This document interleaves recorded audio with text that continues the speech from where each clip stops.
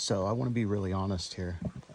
I don't know what the fuck I'm doing in terms of gardening or permaculture. I mean, I've read permaculture design manual. I never took any classes.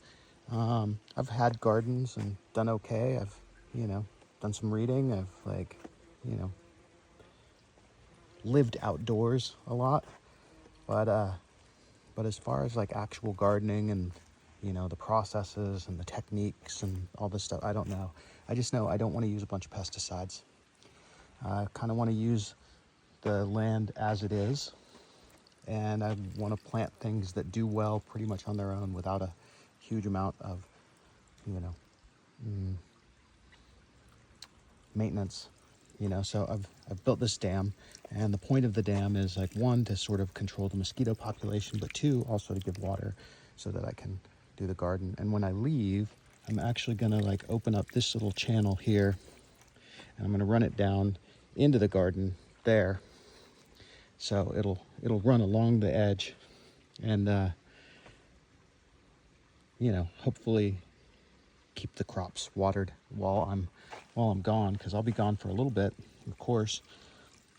And I don't know what the weather's going to be like, but I'm not leaving anytime soon. So yeah, in terms of gardening, I just bought a bunch of seeds of things I want to eat, and I planted them where it seemed like they would do well. And it looks like things are starting to come up now.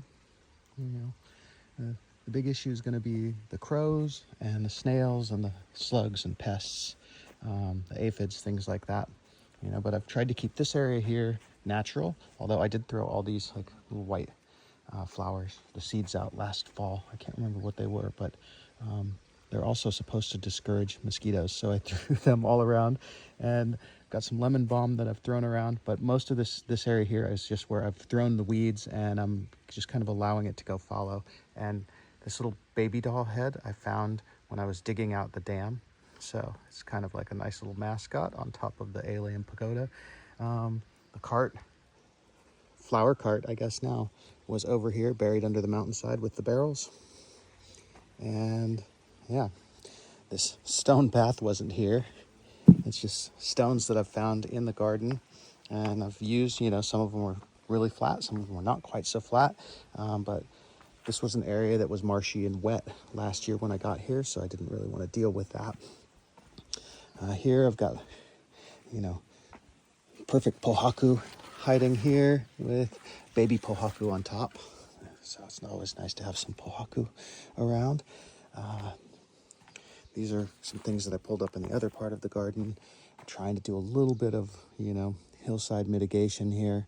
I put the tires there. I found them out in the other part of the garden, but this was here. So obviously it's been an issue for a while, and it is a mudslide area, disaster zone, which my neighbors they wanted to make sure I understood that the other day. Here I've got herbs and a few other things, but things that I thought might need more sun. And this is going to be hopefully corn and squash and peas. And I built this little thing to so I can wrap more of these around it and hopefully protect this stuff from the crows, although it's probably not going to be enough to do it. Sunflowers here. Oh, why are you falling down? You'll do terrible if you fall down. Yeah, so that's my garden. And yeah, I talk to the plants.